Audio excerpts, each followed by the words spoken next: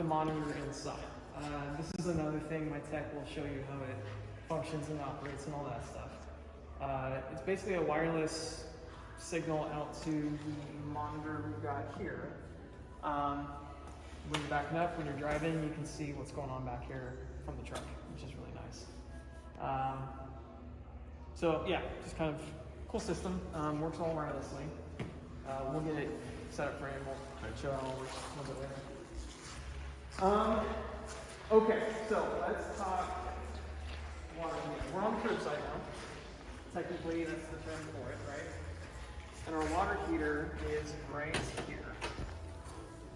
So this is kind of the new cool, I think 2021 is where Airstream introduced the Girard water heater. What'd you call it? The Girard water heater, yeah. And it's a hot water on demand system. Meaning water just basically runs through it and heats up as it goes. Sort of like a tankless. Tankless, that's exactly it, yeah. Did you have experience with this? We have one at our house in Dallas. Perfect, okay, yeah. So it's the same thing, just smaller. Right. Okay. You have an on-off switch for it here, right up top. That I is kind of your ignite on switch. O is the off, technically.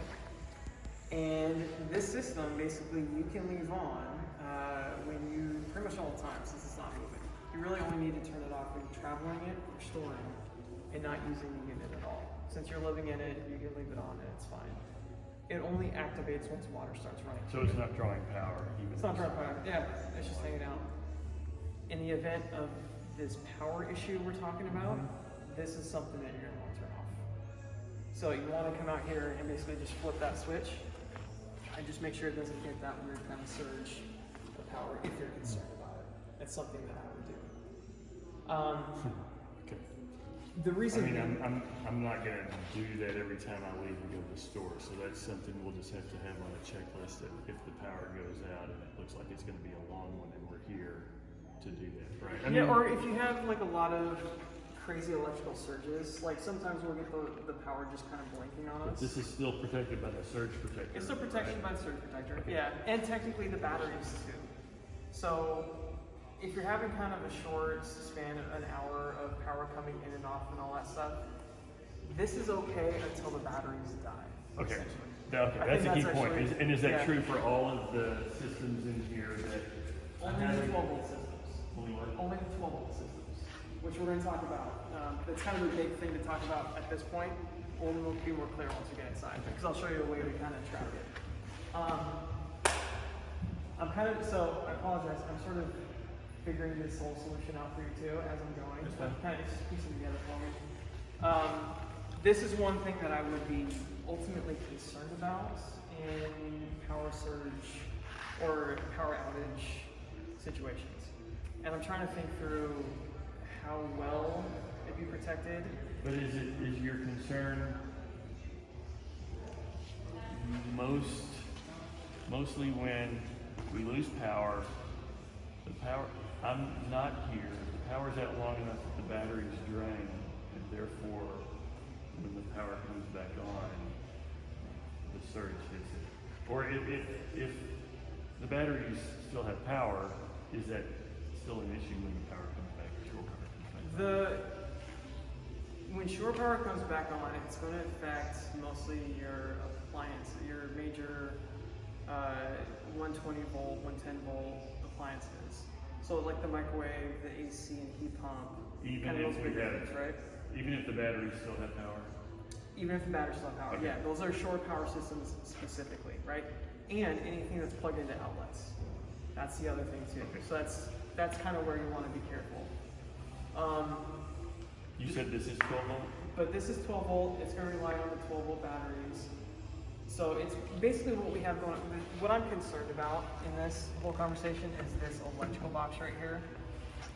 Because that's powered on pretty much the whole time, and it's got components in there that if they're freaking out with power coming on and off a lot, might short something out. That's what I'm Even if the batteries are full? Once the batteries go down, right? So if the batteries are fine, now these batteries are they've got roughly 70 amp hours of battery to them. It's gonna last you on this size trailer. This is not drawing anything if there's no water. It's drawing enough to control the electrical okay, box, okay. right? So it's less than an amp. So let's say I've left the place, I've left the unit, and this is the only 12-volt thing that's drawing power. I don't know what else. We'll talk about that, yeah. We're getting ahead of ourselves. That's why I said, All right. which So, is okay. so assuming the batteries are fully charged, I have 70 amp hours of power as a grace period until, for me to get back home and prepare it for the power coming back. The reintroduction power. Yeah. Now, what is kind of nice This about has an Apollo Airstream? 13 feel to it. Yeah, well, at least you're not crashing, like floating around the moon without power, right? Let's see. So the system is designed to be completely turned off and turned back on. So the whole concept of losing power for a second and coming back on, it's not built for that. It's the frequency of it that we have to be careful about. So, and again, in my mind, when I'm thinking power outages, if it just powers off for a while and it comes back on once, that's actually, you're probably okay. It's the constant on it. In my house, we get kind of this flickering stuff, and that's what really wreaks havoc on our system. But then I also have like computers and stuff. Those are the things that will actually get really damaged in a sudden off and a sudden on. Even right? with the surge protector. Even with the circuit, yeah. If power just goes off on the computers, depending on what's going on. I'm in video work, and if I'm rendering something, I lose that work if I lose my app, right? So it kind of depends on what you have, I guess, data processing and that kind of thing. Well, my wife but and I that's both have not- laptops which have their own batteries, so. So yeah, so you're kind of okay there too. The trailer itself can handle a sudden surge off and a sudden surge on. Just like a one-time offshoot, right? It can handle that.